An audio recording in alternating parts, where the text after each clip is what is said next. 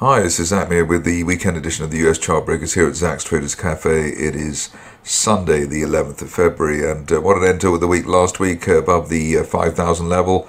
And as you can see, been quite a quick process from near to 4,000 to 5,000 plus, just the end of October to beginning of February. Top of that channel there heading for 5180, which we're looking for by the end of next month, while we remain above recent resistance, broken resistance on the way up around 49.60. On the downside, if we break back below that, the worst we expect at the moment would be 4,900 in the floor of that rising October channel. Worth looking at the Nasdaq 100 at the moment, given the obviously the skew towards technology and especially AI stocks, some of which we'll see in the stock rundown in a minute. Here we've got a rising trend channel from the end of September, top of that channel heading towards 19,000. That's valid while we hold above at least the 17,600 area, which was resistance at the end of January.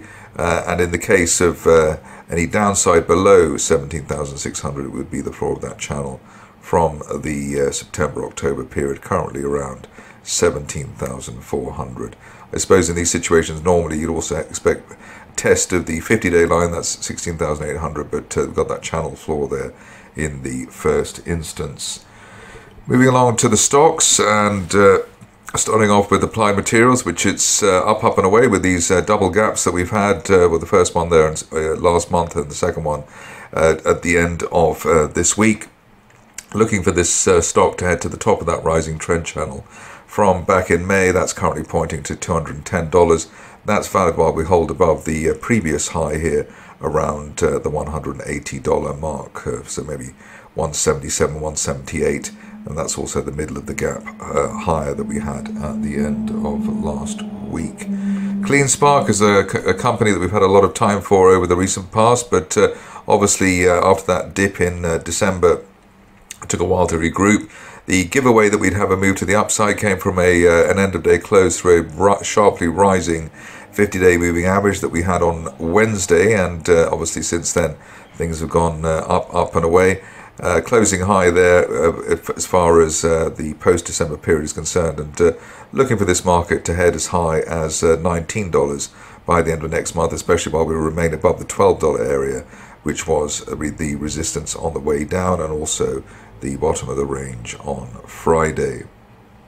Moving on to another decent situation, which is Cyberark software.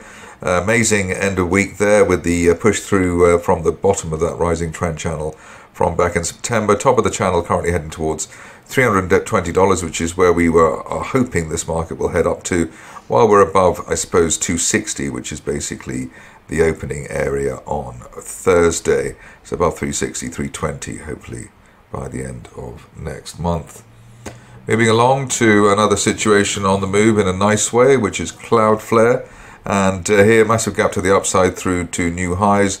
The top of the channel there from back in September, currently pointing to as high as $125.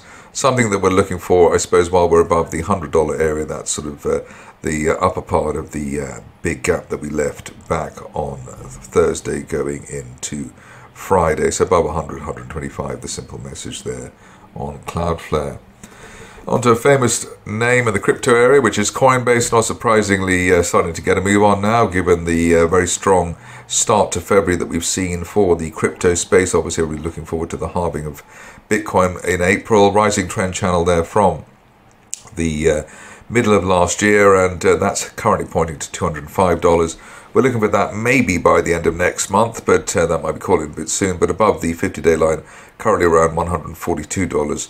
The 1 to 2 month target there as high as 200 plus, and that's valid while we hold above $130, which is the floor of the latest gap. Moving on to KLA, and here another situation where we are pushing towards higher ground, record higher ground in some cases. In this case, June rising trend channel, that's heading towards $740, which we're hoping for by the end of next month, while we remain above the floor of the latest gap at $625. Also interesting to note that this is an island reversal, so gapping down there at the end of January and gapping up for the start of February, which is a very strong signal, given obviously the rug is pulled from under the bulls first and then they're squeezed back, at least the shorts are squeezed back into the situation.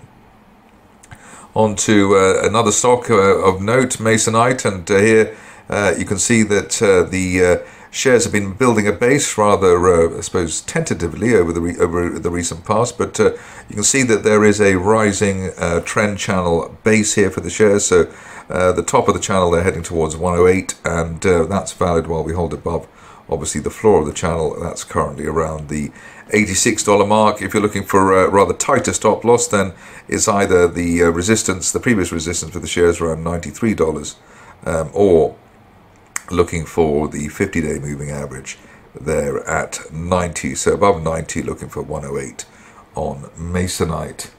The next situation is another flyer, and something you'd expect, I suppose, when the market is in record territory. That is Intuitive Machines. Here we've hit our previous target there around $4.40. Above that, looking for the upper parallel of the triangle that I'm about to draw, which would be up to as high as $7 by the end of next month, while we're above recent resistance, which was around the $4 level. So above 4, looking for 7 on Intuitive Machines. A stock which I haven't had much time for here is MongoDB, and here rising trend channel, rising 50-day line, and also a break of the previous resistance around $443. Above that, we're looking for up to $650 by the end of next month, and it looks as though that stock is starting to accelerate on the upside. An old favorite coming up next, Marathon Digital, and here after that quite sharp pull from the end of last year, we've had a situation where we've closed above a sharply rising 50-day line with a bang on Thursday, and then made further progress on Friday. Floor of the latest gap around $21.50, and above that we're looking for up to $35 by the end of next month. The stock of last year, which so far looks like it might be the stock of this year as well, Nvidia. In fact, it's actually started to rise more quickly in 2024 than it was at the end of 2023. Current position is that the initial February resistance was around $695. Above that, we're looking for as much as $875 by the end of next month, at the top of that rising trend channel from back in August. If you're thinking that that may be a rather rash target on the upside, obviously in the recent past, every target, however ambitious, seems to be hit in that particular stock. Moving on to the last two. First one coming up now, which is Quantum Fintech. It obviously sounds as though it's a topical type of stock. Here we've got a rising trend channel base that's been in place since July, top of the channel there at $13, and we're looking for that as soon as the end of this month, while we remain above recent resistance around the $9.50 mark.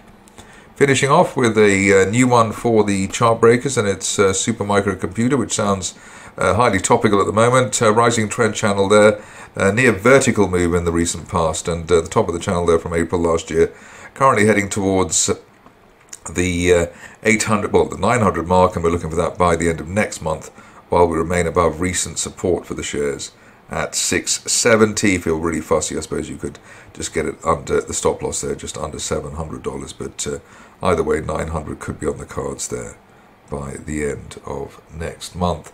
That's it from me today. More updates during the week.